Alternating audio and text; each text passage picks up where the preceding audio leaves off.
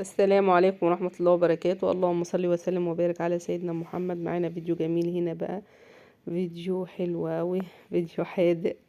معانا هنا اللفت المخلل بطريقة المحلات وبطريقة الفلاحين بقى وطريقة أجدادنا بتاعت زمان. دوت بطريقة المحلات، الرز بس متقطعة كده ومتخرطة ومحطوطة. هنشوف بقى في الفيديو احنا عملناه ازاي بالطريقة دي، وبرضو بطريقة الفلاحين وبطريقة أجدادنا كانوا بيعملوه بطريقة سلسة وسريعة جدا، وكان بيطلع طعمه جميل وحلو برضو قوي. ده شكل اللفت اهو بعد ما استوى وكده جاهز للأكل. شكله جميل، شكله يفتح النفس. فيديو سريع كده حبيت اعمله معاكم علشان تشوفوا اللفت بيتخلل ازاي. يلا نسمي ونصلي على النبي عليه الصلاة والسلام ونشوف عملنا الفيديو البسيط السهل ده ازاي. طريقته سهلة، طعمه حلو قوي قوي قوي. يلا نشوف بقى عملناه ازاي. اول حاجة بتجيبي اللفت بتنضفيه ازاي. بتمسكي بتشيلي العنق بتاعته كده. انا كنت نضفت اهو وسبت شوية عشان انضفهم معاكم. بتشيلي كل حاجة فيه، العروق البايظة دي. الطريقة الاولانية ديت طريقة بقى الناس الفلاحين وطريقة الناس اللي هي بتاعت زمان، كانوا بيخللوه بالطريقة دي. اما الطريقة اللي انت شفتيها في اول الفيديو دي طريقة المحلات. بتنضفي كل العنق بتاعته كده من فوق وتسيبيها زي ما هي كده. هنغسلها وهي سليمة، لانك لو غسلتيه وهو متقطع بيشرب مية وما بيبقاش حلو. والطينة كمان بتخش في قلب القطع بتاعته من جوه.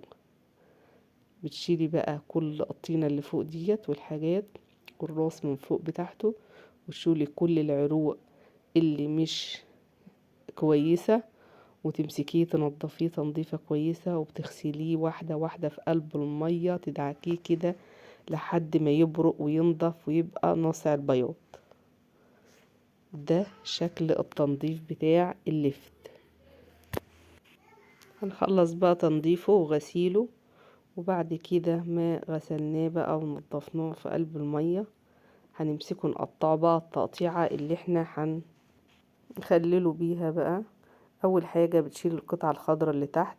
زمان بقى اجدادنا والناس برضو الناس الفلاحين اللي بيخللوا اللفت ما بيشيلوش العنق الاخضر اللي فيه ده، بيخللوه بيه وبيقطعوا الراس بتاعته قطعة زي ما انت شايفاها كده نص هلال. وبعدين هنكمل معاكي الفيديو للاخر وتشوفي احنا عملناه ازاي.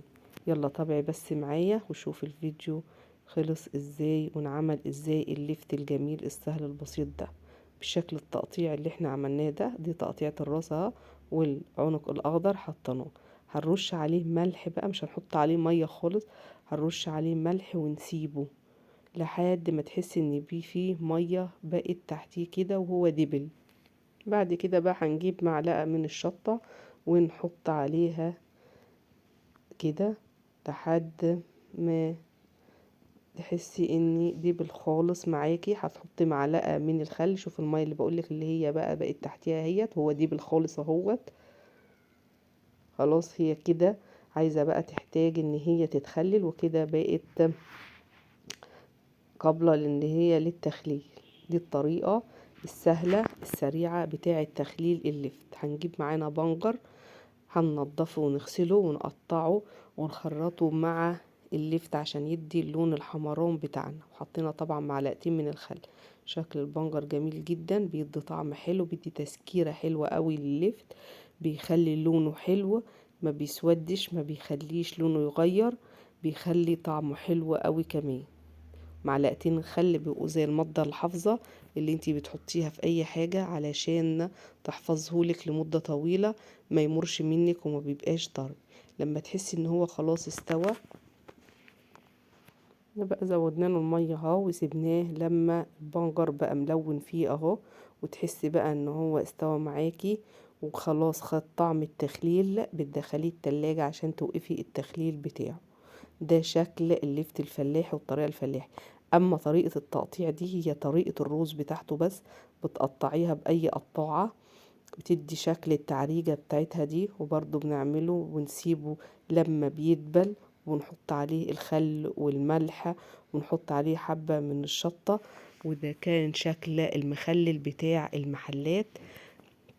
يلا قوليلي رأيك في الفيديو ايه. ما تنسيش اللايك والشير للفيديو، واللي اول مرة يشوفنا ما ينساش يتك على زر الجرس الكل عشان يوصله كل اشعار بكل حاجة جديدة احنا بنعملها. وما ينساش يكتب لنا في التعليق ايه رأيه في المخلل اللفت البسيط الجميل دوت. انا عارفة ان هو فيديو بسيط بس حبيت اشاركه معاكم، ونشوف الطريقة بتاعت زمان كانت شكلها ايه، وطريقة المحلات دلوقتي بتعمله. دي طريقة المحلات هي نفس الطريقة الاولانية، بس الاختلاف بس ان بيشيلوا هنا العنق الاخضر منه وبيعملوه بروسه بس. ما تنسيش اللايك للفيديو، والسلام عليكم ورحمة الله وبركاته.